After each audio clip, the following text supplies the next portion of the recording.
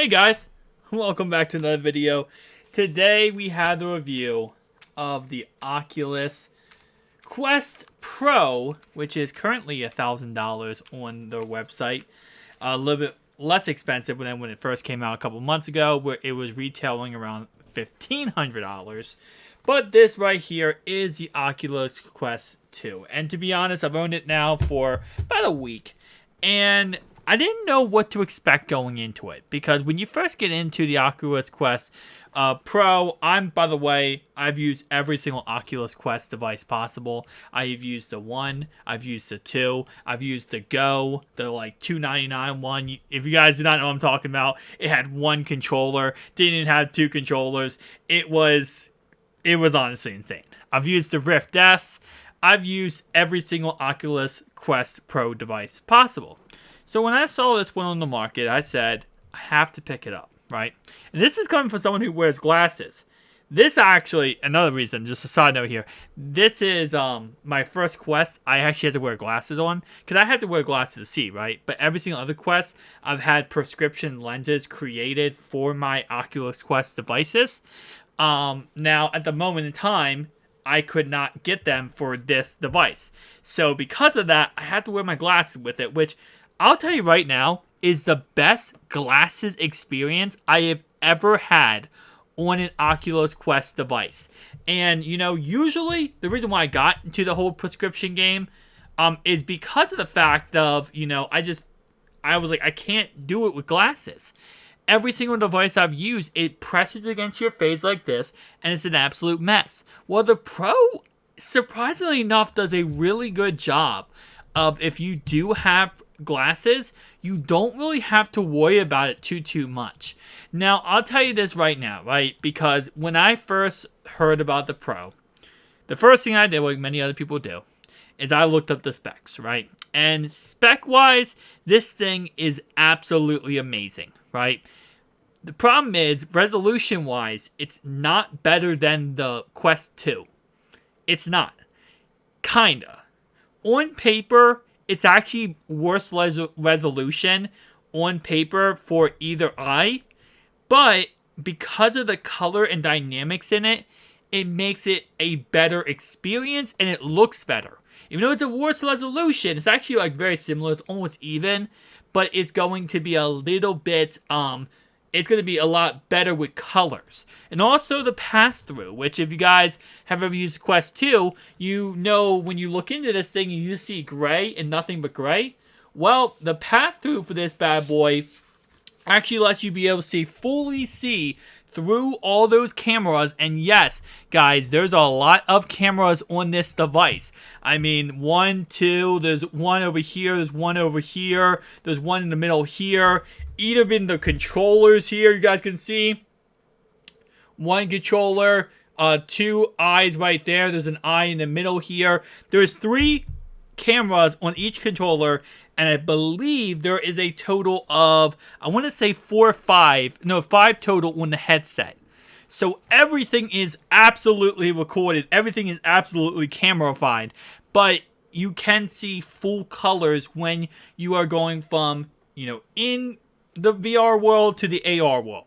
Now the problem is, even if you hold up a phone this close to your face, you still cannot read any text or anything on your phone. So that kind of does suck. It's just a side note here. But other than that though, yes, this is a really, really amazing device for those reasons.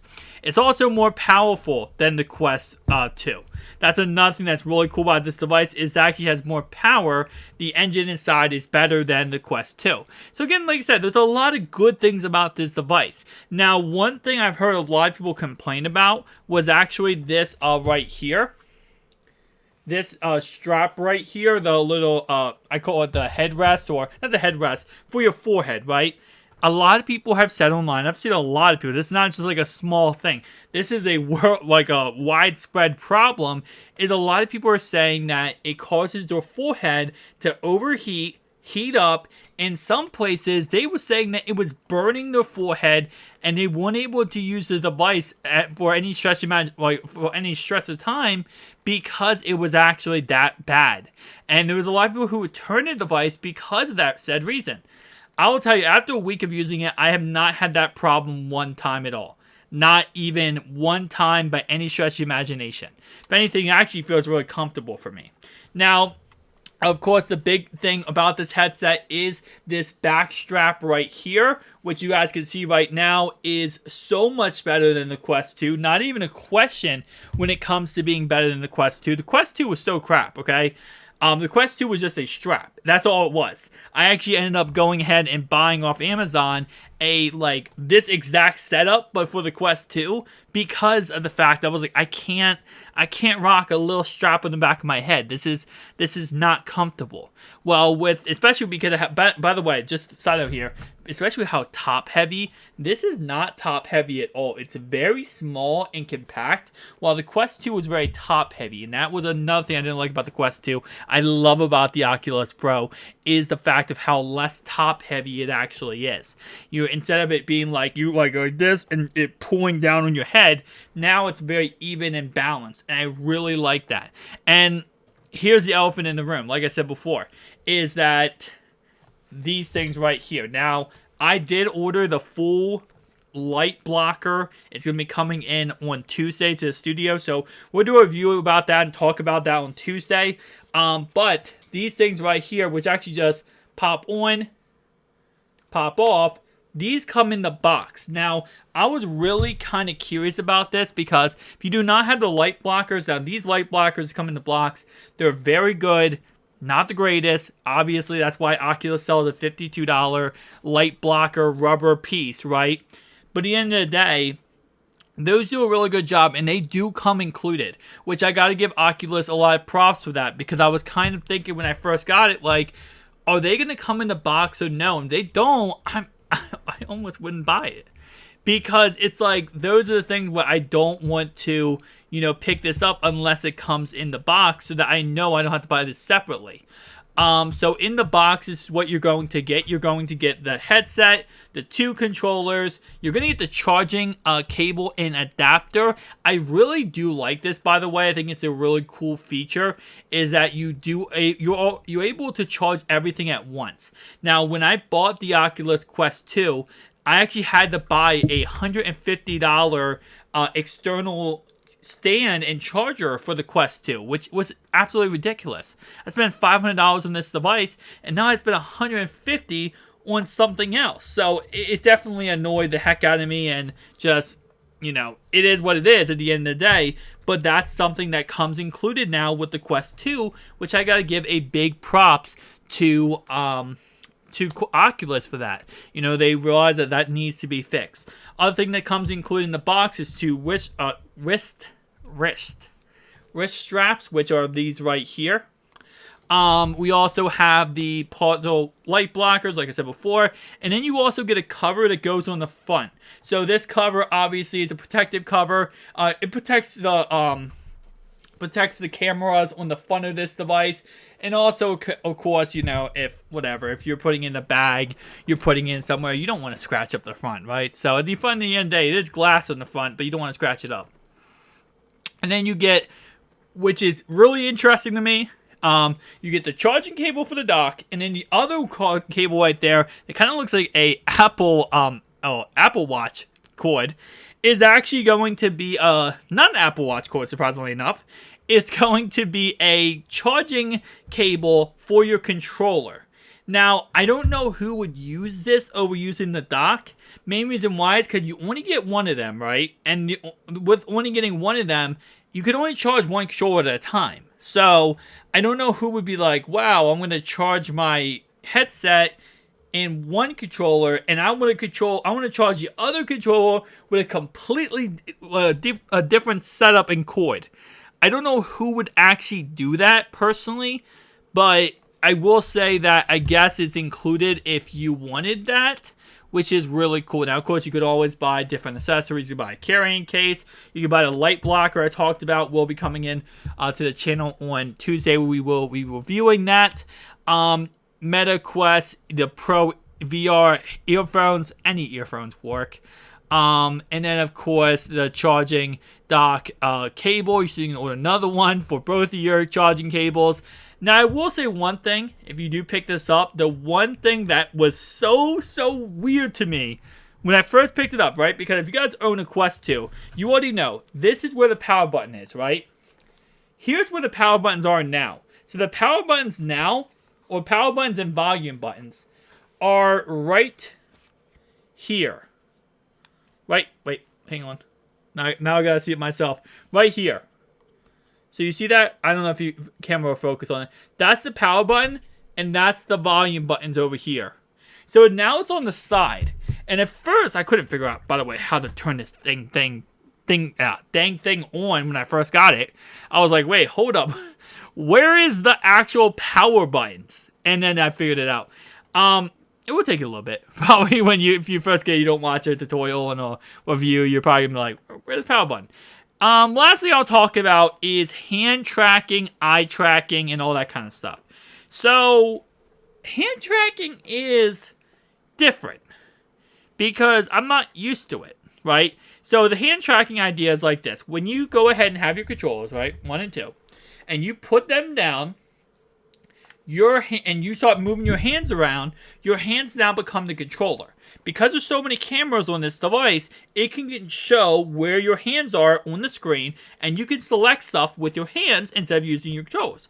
Thinking back to the old days with the Xbox 360 Kinect, it's very similar to that.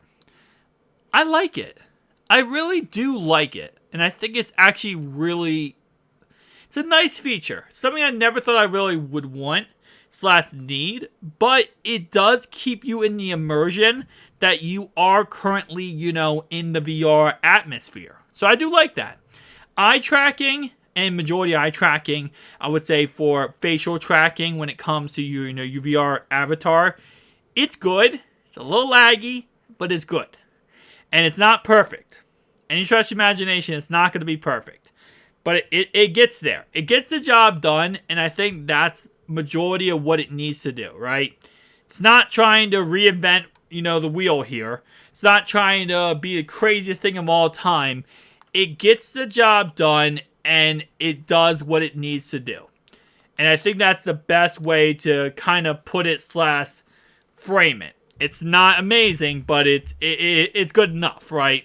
So, overall wise, should you buy this $1,000? In fact, it is twice the price of an Oculus Quest 2. It's still crazy to me. But should you buy this, or should you go with the Quest 2? Here's what I say.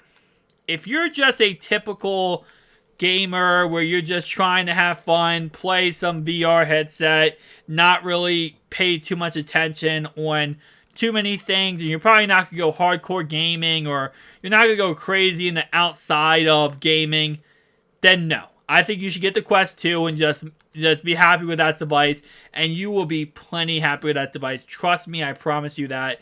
And if you wanted to, you could wait for the Quest 3 to come out, because I want to tell you right now, this right here is not the Quest 3. Some people call it that. It's not the Quest 3.